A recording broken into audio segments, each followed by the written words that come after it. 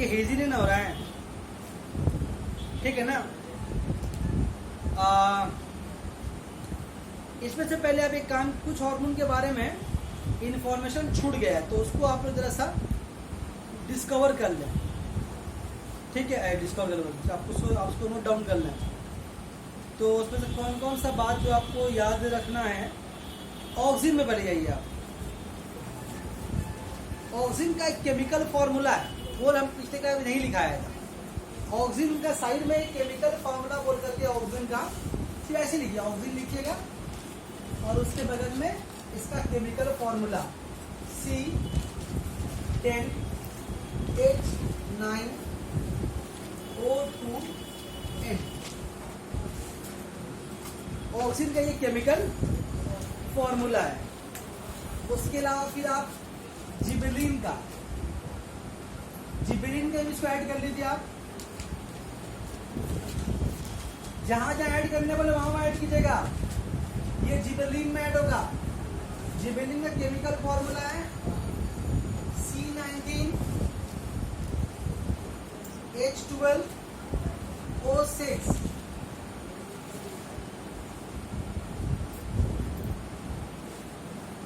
लिख लिए?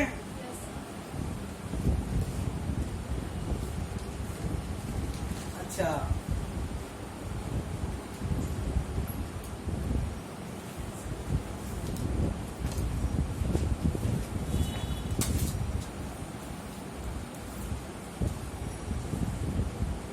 अच्छा ये ऑक्सीजन के बारे में लिखाया था कि उसको F.W. वेंट ने ओट के अंकुर से उसको डिस्कवर किया था।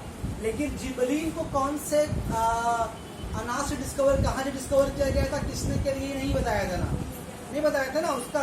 तो जिबेलिन में ये बात ऐड कर लीजिए, पता नहीं बिल्कुल छूट गया था। जिबेलिन को डिस्कवर करने वाला आदमी का नाम है, नाम भी ऐसा है पता नहीं, नाम मुंह में बैठता नहीं है, लेकिन फिर भी आपको बढ़ाना पड़ेगा। कुरोसावा ने इसको डिस्कवर किया था। कहाँ से डिस्कवर किया था? एक फंगी है उससे डिस्कवर किया था। उस फंगी का नाम है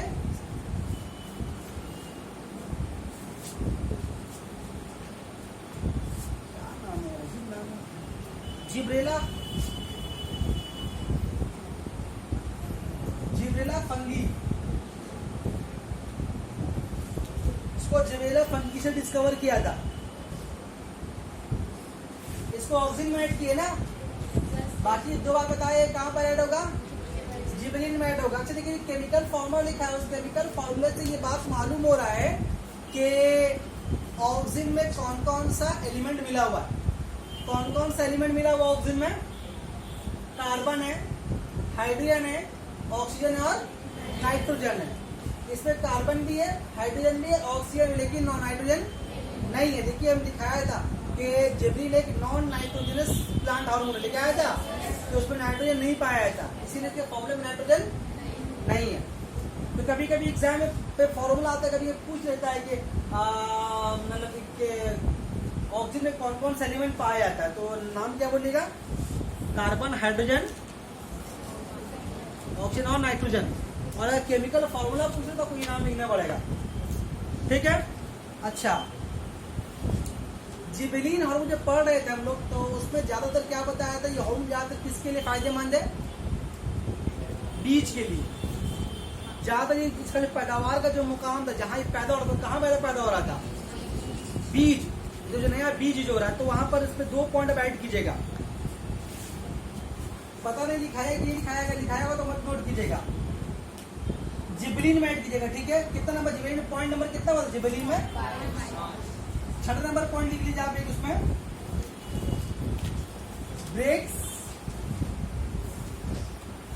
ब्रेक्स सीड डोरमेंसी।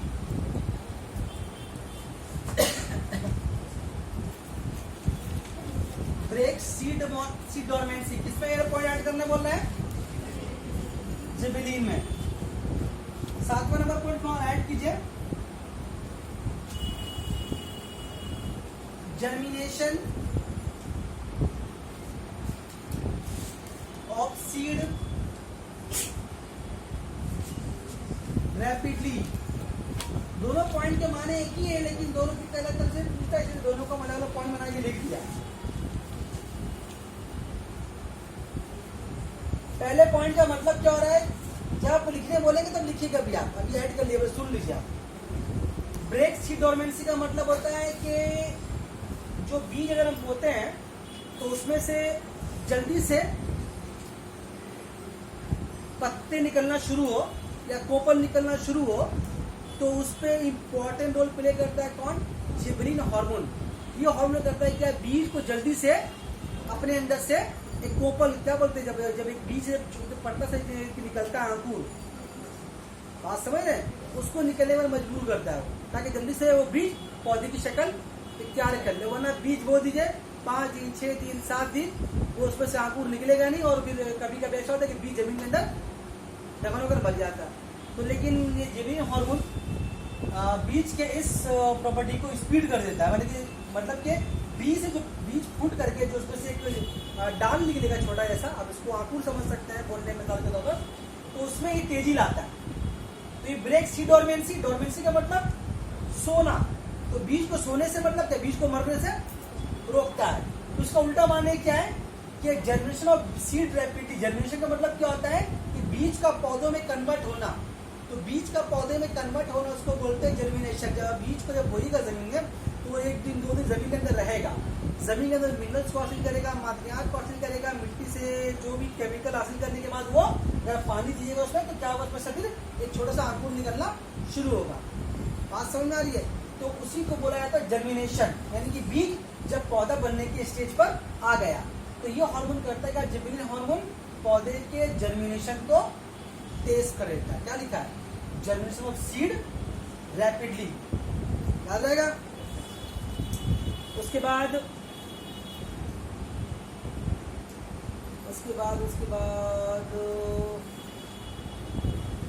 गया, ये भी हो गया, ये भी हो गया, दिखाएंगे अभी, काइनिन तो बाकी है ना। अच्छा, ऑक्सिन में एक पॉइंट और ऐड कीजिए, ऑक्सिन में एक पॉइंट और ऐड कीजिए कि इसको लोकल हार्मोन भी बोलते हैं। उसको पॉज कीजिए, बाकी को उतार लीजिए, पॉज कीजिए, अगर सेव नहीं कीजिए, पहले बोल रहा था।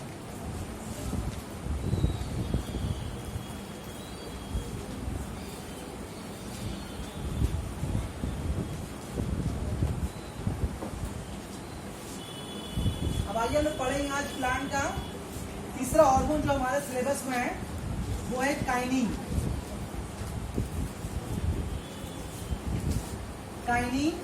काइनिन को साइटोकाइनिन भी बोलते हैं। काइनिन का दूसरा नाम है साइटोकाइनिन। सबका पैदा होने का पोजीशन बताया है कि ऑक्सीजन कहाँ से पैदा होता है या और बाकी जिबरिन कहाँ से पैदा हो रहा था, इसका भी पहले लिख लीजिए कहाँ से पैदा होता है, पहले इसका उसके बारे में हम बता दें आपको कहाँ से पैदा होता है। ये हार्मोन ज्यादातर, ये जो हार्मोन है काइनिन, ज्यादातर जो रस वाला जो फल होता है, जैसे कि मिसाल के तौर पर कौन कौन सा, टमाटर, डाब बोल सकते हैं, उसमें रस होता है ना, पानी होता है उसके अंदर, तो जहां जहां वो रस वाला जो लिक्विड जिस फल में ज्यादा होता है, तो उस फल में ये ज्यादा पैदा होता है। तो यहाँ पर इसमें क्या लिखा हुआ है, ये फल आमतौर पर नारियल के पानी, टमाटर के रस, बीजों के एंडोस्पर्म, यस, और बहुत सारे फलों में पाया जा चुका है। मतलब इस, अगर आप इसको पूछे तो आप इसमें आप टमाटर का नाम ले सकते हैं, पानी का ना, पानी बोले सॉरी, नारियल का पानी, डाब का जो पानी होता है उसमें ये ज्यादा मिकदार में पाया जाता है। उसके अलावा ये जो बीज जिससे अंकुर निकल रहा होता है, उसमें तो ऑक्सीजन भी निकल रहा था वहां से, तो काइनिन भी निकलता उसी में से। लेकिन ज्यादा इसका खास पहचान क्या है, जो रस वाला फल होता है उसमें ये ज्यादा मिकदार में पाया जाता है। लेकिन अभी भी इस हार्मोन के सारे काम को ठीक समझा भी जा नहीं सका है। लेकिन आपसे कोई पूछे तो क्या बोल दीजिएगा आप, नारियल के पानी में, टमाटर में, और आप पूरे बीज, और एक फंगी इसका नाम है यस्ट, क्या नाम है उसका, यस्ट, और बीजों के एंडोस्पर्म, बीजों के एंडोस्पर्म,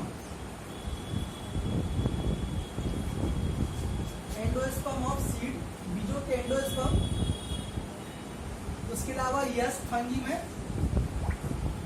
उसके अलावा जो बात आपको बोल दिया कि टमाटर में, नारियल के पानी में और आकुरे के बीज में, इन सब चीजों में ये हार्मोन ज्यादा मिकदार में पाया जाता है। आइए पहले इसके बारे में पहला पॉइंट लिखा है। पहला पॉइंट इसके बारे में क्या है, ये हार्मोन बेसिक इन नेचर है। Basic in nature, basic in nature का मतलब क्या होता है, अभी इससे पहले जो दो हार्मोन पढ़ा हम लोग ऑर्गेन और जिबलिन, वो दोनों हार्मोन कैसा था, एसिडिक था। एसिड का उल्टा होता है बेस। तो इस हार्मोन का जो नेचर है बाकी दो हार्मोन के मुकाबले बिल्कुल उल्टा है। वो दो हार्मोन क्या था, एसिडिक था, ये हार्मोन क्या है, बेसिक। बेस एसिड के माने क्या होता है, एसिड देखिए दो तरह का फिजिक्स साइंस में केमिस्ट्री में कंपाउंड है, एक को बोलते हैं एसिड, एक को बोलते हैं बेस। एसिड बेस एक दूसरे का उल्टा है। अगर आपको मिसाल देकर समझाया तो हमारे बॉडी में पसीना निकलता है, ये क्या है, ये क्या एसिड है, बेस है, ये बेस है, एसिड नहीं है ये क्या बेस है। बेस को मारता कौन है, एसिड। जो साबुन यूज करते हैं हम लोग घर में, क्या उसमें एसिड होता है, फैटी एसिड। तो जब ये एसिड को जब मिलाते हैं बेस में, तो बेस को बनाया जाता है, न्यूट्रलाइज कर देता है वो भी एकदम अजीब तरह को महिला के कादे की तरह करते हैं, तो बॉडी तक का निकल जाता है। लेकिन यहाँ पे साबुन लगाते हैं, यहाँ तो साबुन क्यों लगाते हैं हम लोग, अपने बॉडी का बेस को खत्म करने के लिए, आज मालूम है। तो बॉडी का बेस को खत्म करने के हम लोग क्या करते हैं, साबुन यूज करते हैं। साबुन में क्या होता है, फैटी एसिड। इस समझाने के लिए बात बोला। तो एसिड बेस दोनों उल्टा है। तो इससे पहले जो हार्मोन पढ़ा हम लोग ऑर्गेन और जिबलिन, तो क्या था, एसिडिक की नेचर था, ये वाला कैसा, बेसिक की नेचर है। उसके अलावा हम लोग ऑक्सीजन देखा नाइट्रोजनस था, जिबलिन देखा नॉन नाइट्रोजनस था, लेकिन ये वाला नाइट्रोजनस है।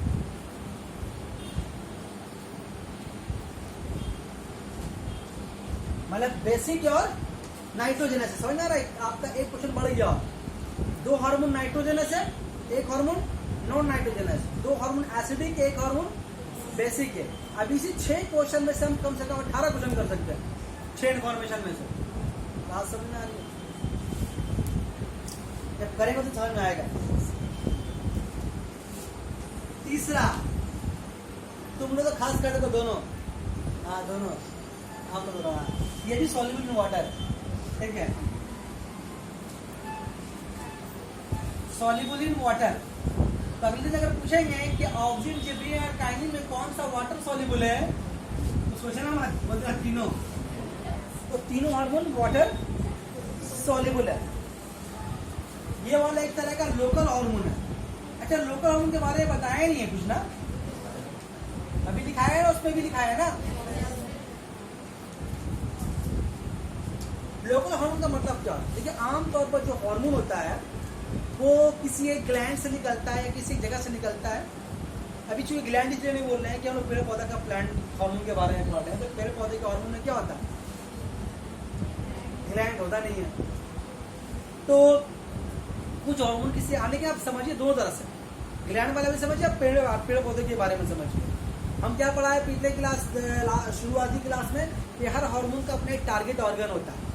हर हार्मोन किसी एक ग्लैंड से या किसी एक हार्ट डिजीज से निकल करके बॉडी के लिक्विड मीडियम में, अगर इंसान जिसम में, जानवर का जिसम में तो खून में शामिल होगा, और पौधों का जिसम में तो पानी में शामिल होकर के बॉडी के उस मुख्तलिफ हिस्सों में पहुंच कर अपना काम अंजाम देता है, बॉडी से दूर जाकर। फिर यही बताया था कि बॉडी के मुख्तलिफ हिस्सों में गुजरेगा, लेकिन जहां पर उसको जाना है ठीक उस जगह अपना काम अंजाम देगा। उसका नाम था टारगेट ऑर्गन। ये आप लोग का सवाल था ना, किसका था बोला, आपका था। तो उसको वो टारगेट हार्मोन बोलते हैं। तो मैं ज्यादा हार्मोन करता है क्या, जहां से वो निकलता है वो अपनी जगह से दूर जाकर काम अंजाम देता है। लेकिन कुछ हार्मोन ऐसा है, कुछ हार्मोन ऐसा है कि जो जहां निकलता है वहीं पर काम करेगा, जहां निकला उसका काम वहीं पर है, तो दूर जाने का नहीं है। तो उस हार्मोन को बोलेंगे लोकल हार्मोन। बात समझ में आ रही है। तो उसमें काइनिन क्या है, काइनिन एक तरह का लोकल हार्मोन है, जहां निकलता है वहीं पर काम अंजाम देता है। हमने लोग क्या पढ़ा था ऑक्सीजन में, कि ऑक्सीजन क्या होता है, तनों के ऊपरी सिरों से निकलता है और जड़ों के आखिरी सिरों से, तो उसी को तो बढ़ाना होता है उसको। तो जड़ों के जहाँ आखिरी सिरों से निकल रहा है उसी को तो बढ़ाना है, जाहिर सी बात है, जहाँ निकलेगा वही काम करना पड़ेगा उसको। और जो तने के ऊपरी सिरे से, तने के जो ऊपरी सिरे से निकल रहा है, तो तने को ऊपर ले आना उसको। तो जहाँ पर केमिकल वहीं पर खुले के दक्षिण को बढ़ाएगा, सेल डिवीजन को बढ़ाएगा, खुले के दीवार को नरम करेगा, सारा लिखा है पिछले क्लास में। तो इससे क्या होता है, क्या बताया, लोकल हार्मोन का मतलब ये बताइए कि जहां पैदा वहीं पर वो काम अंजाम देगा, उसको बोलते हैं लोकल हार्मोन। फिर हम लोग देखा ऑक्सीजन क्या होता है, ऑक्सीजन कहां से कहां मूव करता है, अपेक्स से बेस की तरफ, ये पढ़ा था ना, ऊपर से नीचे मूव करता है। और जिबलिन के बारे में क्या देखा, बेस से अपेक्स की तरफ। ये कहां से मूव करेगा, इन ऑल डायरेक्शन।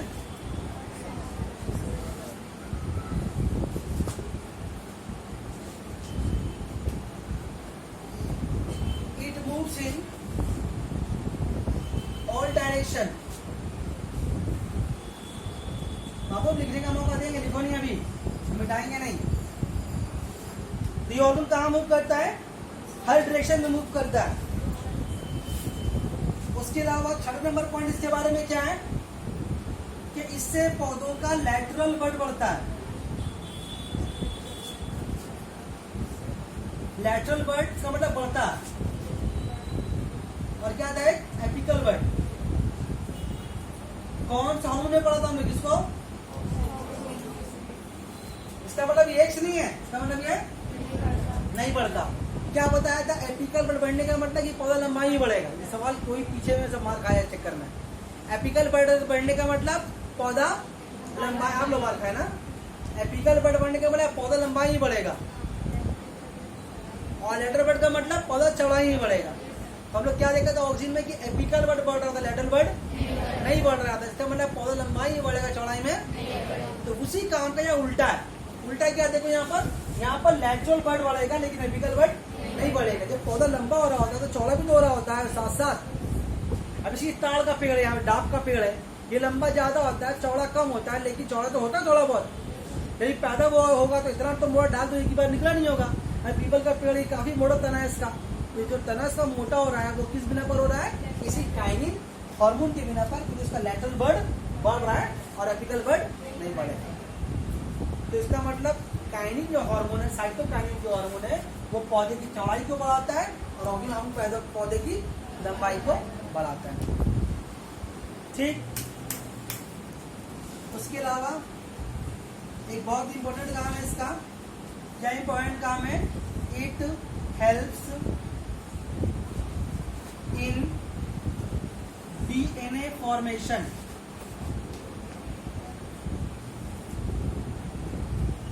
अब डीएनए क्या चीज है, डीएनए का फुल फॉर्म है डीऑक्सी राइबो न्यूक्लिक एसिड। ये डीएनए क्या चीज है, हम लोग हर जानदार खुलियों से बना होता है और हर खुलिया का दो हिस्सा होता है। क्लास 9 में हम लोग थोड़ा बहुत पढ़ा था। एक होता है साइटोप्लाज्म, एक होता है न्यूक्लियस। हम लोग पढ़ेंगे क्लास 10 में, खुली को 10 में डिवाइड करेंगे, डिटेल में है। तो थोड़ा बताते चलिए डीएनए के बारे में। तो खुलिया का दो हिस्सा होता है, एक होता है साइटोप्लाज्म, एक होता है न्यूक्लियस। साइटोप्लाज्म में बहुत सारे छोटे छोटे सेल ऑर्गेनल होते हैं, राइबोसोम है, माइटोकॉन्ड्रिया, लाइसोसोम है, सेंट्रोसोम है, सब खुलिया के साइटोप्लाज्म में तैरते रहते हैं। और खुलिया के बीचों बीच एक खुलिया का जिसको दिमाग बोलते हैं, उसको बोलते हैं न्यूक्लियस। उस न्यूक्लियस के अंदर क्या होता है, क्रोमोसोम। क्या होता है, क्रोमोसोम। क्रोमोसोम किससे बना होता है, बहुत सारे डीएनए मटेरियल से बना होता है। ये डीएनए मटेरियल क्या है, इसको बोलते हैं कि जानदारों का हेरिडिटी कैरेक्टर। हेरिडिटी कैरेक्टर का मतलब क्या होता है कि हम जो जानदार हैं, हमारे हर, कैसे समझा भी आपको, आप पढ़े नहीं है फिर भी समझाने की कोशिश करें, समझिए आप कि ये कहाँ पर पाया जाता है। हम लोग का जो सेल होता है, सेल का दो पार्ट, एक के साइटोप्लाज्म और एक के न्यूक्लियस। न्यूक्लियस को बोलते हैं खुलिया का दिमाग। उस खुलिया के दिमाग में होता है क्रोमोसोम। क्रोमोसोम क्या होता है, हमारा जिंदगी का सारा ब्लूप्रिंट उस क्रोमोसोम में छिपा हुआ रहता है। उस क्रोमोसोम को रीड करके समझा जा सकता है कि आप किस तरह के जानदार हैं। कभी कभी न्यूज में सुनते हैं डीएनए टेस्ट करवाने, कभी सुना एक्सीडेंट हो गया, डीएनए टेस्ट हुआ, ऐसा कभी कभी खबर में न्यूज में सुने होंगे। डीएनए टेस्ट से मालूम हो रहा है कि फलाना एक लड़का है, डीएनए टेस्ट से मालूम हो रहा है कि कब होता है, जब बहुत हादसा हुआ, बॉडी जल गया, मालूम नहीं कौन किसका बेटा है। ऐसा कभी हादसा होता है, कभी कभी न्यूज में सुने होंगे। तो शक्ल पहचाना नहीं जा रहा है, लाश डूब के पानी मर के शक्ल पहचाना नहीं जा रहा है, कैसे मालूम हो रहा, डीएनए से मालूम हो रहा। तो उसका एक सेल निकाला जाता है डेड बॉडी से, और उसके फंसे का एक सेल निकाला जाता है। उस सेल में का जो न्यूक्लियस का होता है, न्यूक्लियस के अंदर जो क्रोमोसोम का जो डीएनए का जो स्ट्रक्चर होता है, उससे मैच किया जाता है। जो मेरा बॉडी का जो डीएनए स्ट्रक्चर है मेरे पेरेंट्स से बिल्कुल सेम मिलेगा। मेरा डीएनए आपके पेरेंट्स सेम नहीं मिलेगा, आपका डीएनए किसी और के पेरेंट्स सेम नहीं मिल सकता, मतलब वो डीएनए से पकड़ा जाएगा कि आप किसकी औलाद है। तो ये डीएनए का जो स्ट्रक्चर होता है हर जानदार का अलग अलग होता है, और डीएनए से किसी जानदार का ब्लूप्रिंट को हम लोग पता कर सकते हैं। ब्लूप्रिंट का मतलब क्या, वो जानदार किस तरह का होगा, गुस्सा होगा, गोरा होगा, काला होगा, आँख कैसा होगा, पूरे उस सेल से, उस डीएनए के स्ट्रक्चर से जानदार की पूरी खूबी मालूम की जा सकती है। जब पढ़ेंगे हम सेल डिवीजन तो इंशाल्लाह उसे बताएंगे। अभी समझिए वो डीएनए वही चीज़ है। डीएनए क्या चीज़ है, हम जानदारों का सारा खूबी हम जानदारों का सारा खूबी उस डीएनए के अंदर पोशीदा। डीएनए कहाँ पर है, क्रोमोसोम है। क्रोमोसोम कहाँ पर है, न्यूक्लियस के अंदर। न्यूक्लियस कहाँ है, फुलिया के अंदर। फुलिया कहाँ है, हमारा बॉडी फुलिया से बना है, इसको बोलते हैं जिंदगी की इकाई, है ना। इसको पॉज कीजिए और इसको टाल लीजिए। 8 नंबर पॉइंट, अच्छा इसका केमिकल फॉर्मूला नहीं लिखा हम ना, इसका केमिकल फॉर्मूला है 8 नंबर पॉइंट होगा। द केमिकल फॉर्मूला है C10 H9 N5 और O। ये काइनिन का केमिकल फॉर्मूला है। उसके अलावा अच्छा इसको डिस्कवर कौन कहते, लिखाया नहीं ना, इसको डिस्कवर किया था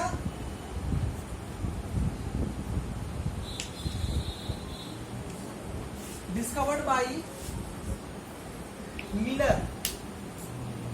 याद है मिलर साइंटिस्ट का नाम, और पढ़ा है ना क्लास 9 में यूरेन मिलर का एक्सपेरिमेंट, वही मिलर। तो मिलर ने इसको डिस्कवर किया था। कहाँ से डिस्कवर किया था इसको,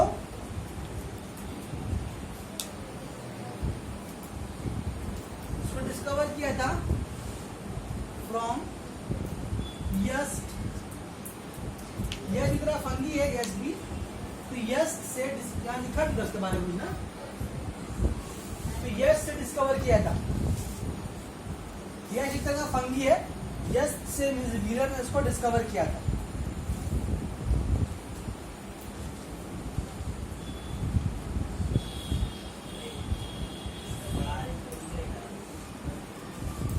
नंबर पॉइंट नंबर है, जिस तरह ऑक्सीजन किसी एक हार्मोन का नाम नहीं है, भले कई तरह हार्मोन का कई तरह का हार्मोन जो ऑक्सीजन की तरह काम करते हैं, तो उसका नाम है ऑक्सीजन। एक बहुत सारे हार्मोन का ग्रुप का नाम नहीं बताया था ना, वैसे काइनिन में क्या बहुत सारे हार्मोन के एक ग्रुप का नाम है।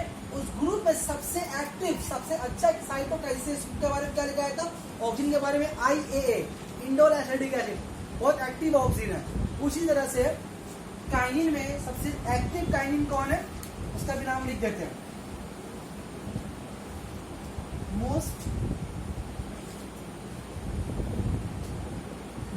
एक्टिव काइनिन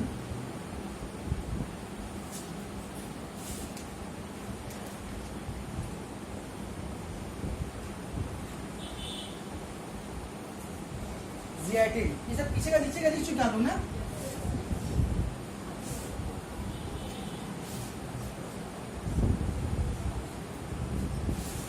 अच्छा उसके बारे में, काइनिन के बारे में और कुछ इंफॉर्मेशन है क्या, और एक इंफॉर्मेशन है, जब पत्ते दरख्त से अलग हो जाते हैं, आप देखिएगा जब पत्ता या फल दरख्त से अलग होता है तो उसमें बहुत सारे पत्ते लगे होते हैं। पत्ते लगे, अभी जैसे आम या लीची बिक रहा है तो पत्ता उस पर लगा होता है, तो दरख्त से हटने के बाद भी पत्ता बहुत दिन तक ग्रीन रहता है, ऐसा रहता है ना। तो पेड़ से हट जाने के बाद पत्ते बहुत दिन तक ग्रीन रहते हैं, तो भी किसकी वजह से रहते हैं, इसी हार्मोन की वजह से रहते हैं। तो क्या लिख रहे हैं यहाँ पर, leaf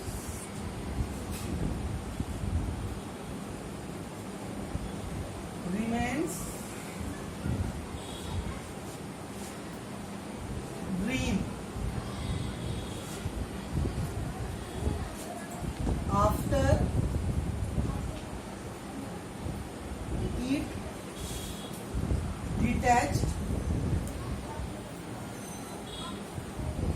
from plant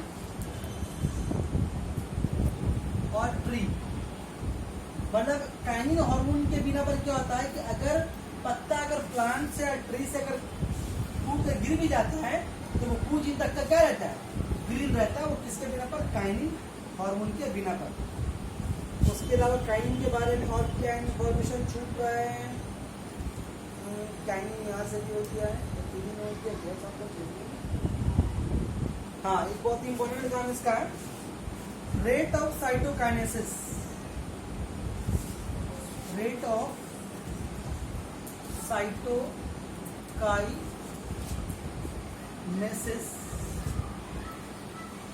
is increased. Cytokinesis का रफ्तार तेज हो जाता है। साइटोकाइनेसिस का रफ्तार क्या है? जब खुलिया जब तकसीम होता है, हम प्लांट के बारे में बोल रहे हैं, खुलिया तकसीम होने का मतलब क्या होता है? सेल डिवाइड होने का मतलब क्या होता है कि एक सेल डिवाइड होकर दो सेल बनाएगा, ठीक है। जब खुलिया जब तकसीम होता है, इसके बारे में हम लोग सेल डिवीजन पढ़ेंगे, डिटेल में पढ़ेंगे, अभी थोड़ा बहुत जान के रखिए। जब भी खुलिया डिवाइड होता है, अभी क्या बताया इससे पहले आपको, खुलिया का दो हिस्सा होता है, एक साइटोप्लाज्म और एक न्यूक्लियस। जब भी खुलिया डिवाइड होता है तो सबसे पहले उसका न्यूक्लियस डिवाइड होता है, बाद में उसका साइटोप्लाज्म। पहले न्यूक्लियस डिवाइड हो जाएगा। जब न्यूक्लियस डिवाइड हो जाता है तो क्या होता है कि एक साइटोप्लाज्म में, अगर आप समझ कर समझे तो ऐसे समझ सकते हैं, मान लीजिए ये एक खुलिया है और उसमें एक न्यूक्लियस है, रफली बता रहे हैं। जब ये खुद को डिवाइड करेगा तो इसके अंदर क्या होगा, एक खुलिया ऐसे बन जाएगा, इसके अंदर दो न्यूक्लियस बन जाएगा। लेकिन ये खुलिया बीच से अभी टूटेगा नहीं। अभी क्या हो रहा है, दोनों ये दो खुलिया और दो न्यूक्लियस एक ही खुलिया के अंदर, एक ही साइटोप्लाज्म के अंदर है। जब तक ये टूटकर बीच से ब्रेक नहीं होगा और दो नया खुलिया मुकम्मल बनेगा नहीं। तो खुलिया का तकसीम दो स्टेज में होता है, पहले न्यूक्लियस का डिवीजन, बाद में फिर साइटोप्लाज्म का डिवीजन। तो साइटोप्लाज्म के डिवीजन को बोलते हैं साइटोकाइनेसिस। क्या बोलते हैं? साइटोप्लाज्म का लिख दे रहे हैं यहाँ पर हम,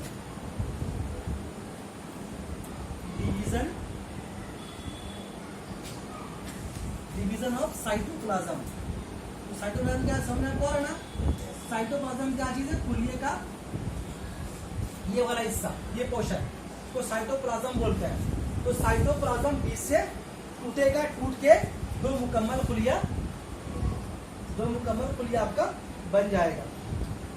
तो ये दो खुलिया साइटोप्लाज्म का डिवीजन को हम लोग क्या बोलते हैं? साइटोकाइनेसिस।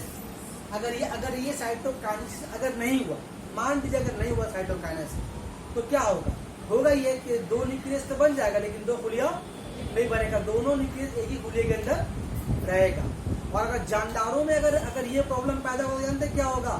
तो जानदारों में अगर अक्सर होता है कि सर सटा हुआ बच्चा पैदा हुआ, बॉडी सटा हुआ बच्चा पैदा हुआ, ऐसा होता है ना। तो वैसा फिर आप जिसमें होगा, मतलब जानदारों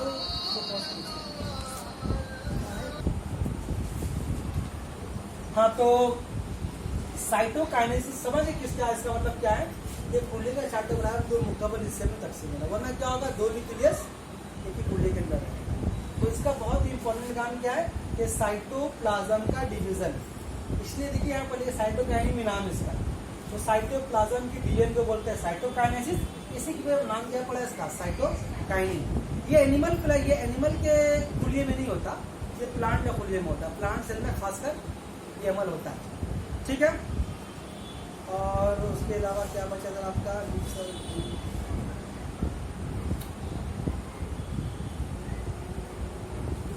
और नहीं है तो डाल लीजिए पहले, कौन सी डाल लीजिए पहले। कुछ और बेसिक इंफॉर्मेशन ऐड कर लीजिए इसके बारे में। हार्मोन किसी खास हार्मोन के बारे में नहीं, वो सभी प्लांट हार्मोन के लिए। तो कहाँ पर इस पॉइंट को लिखिएगा आप? देखिए जहाँ पर लिखा था आपको हार्मोन का कैरेक्टरिस्टिक्स, याद है लिखाया था ना?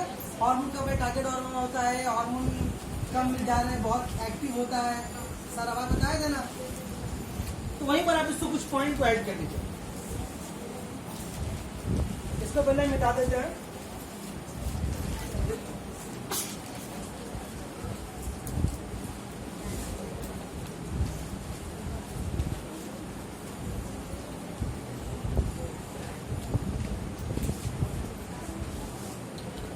एक इन्फॉर्मेशन आप लोगों के गैस हार्मोन का नाम बताया था, क्या नाम बताया था? का जवाब हम वहां से कोई दिया था ना, कौन दिया था? जाहिर दिया था, बाकी सब पिटाया था। Gas hormone. तो उस गैस हार्मोन मतलब के जो फल जब जब फूल से जब फल पैदा होता है, आपको पता है ना, फूल से ही फल पैदा होता है। फूल के अंदर जो कन्वर्ट बीज में होता है, बीज से फिर एक फल पैदा होता है। तो फल शुरू में छोटा रहता है, बहुत कच्चा रहता है, वाइट से बड़ा होता है, फिर वो पकना शुरू होता है। ऐसे ही ना होता है। अमरूद लेने जब फल अगर छोटा सा अमरूद खाएंगे कितना वो कसैला रहता है, खाएगा मुंह खराब हो जाएगा, लेकिन उससे बड़ा तो कितना मजा लगता है खाने में। बात समझ में आ रही? आम का मसला ही वही है। तो हर फल कच्चा से पक्का होता है। तो फल पकता कैसे? तो फलों के अंदर एक हार्मोन होता है, गैस हार्मोन फलों के अंदर होता है। वो फलों को पकने पर मजबूर करता है, तो वो फल कच्चा से पक्का होता है। तो वो हार्मोन कौन सा है? हेल्प इन फ्रूट्स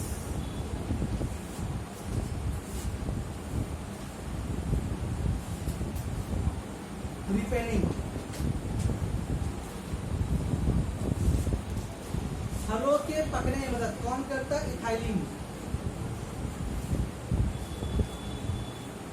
इथाइलिन एक नेचुरल हार्मोन है जो पौधों में पैदा होता है, फलों को पकने में मदद करता है, ठीक। लेकिन कभी कभी हम लोग क्या करते हैं, कच्चा फल को पक्का घर में लाकर करते हैं। हम लोग नहीं करते, फल वाला लोग करता है। कच्चा फल लेके उसको बड़े से ग्राउंड में रख दिया और कुछ केमिकल डालता है, उसको हम लोग क्या कारपेट क्या बोलते हैं। असल में कारपेट नहीं, वो कार्बाइड है, वो लोग कारपेट कर दिया। एक सादा रंग का केमिकल होता है, उसको छीट देता है अगल बगल। और क्या हमने कभी देखा नहीं है, लेकिन हमारे बाड़ी में फल वाला रहता था, देखते तो लाता था कारपेट और अगल बगल फल में डाल दिया था। तो कच्चा केला पक्का हो गया, ये फलाना ढेगाना देखा है कि नहीं देखे। तो कच्चा फल तो पक्का जब ये तो हुआ नेचुरली। जो बोलते हैं गाछ पका आम, ये चलता है, गाछ पका आम, झूठ बोलता है। तो गाछ पका आम मतलब वो फल जो है पेड़ में ही पक गया, इसकी मदद से, एथाइलिन हार्मोन की मदद से। लेकिन हम लोग जब हम लोग घरों में आर्टिफिशियली जब फलों को पकाते हैं, तो उसमें कौन सा हम लोग केमिकल इस्तेमाल करते हैं, उसका भी नाम लिखते हैं, सिंथेटिक हार्मोन, मतलब कि आर्टिफिशियल हार्मोन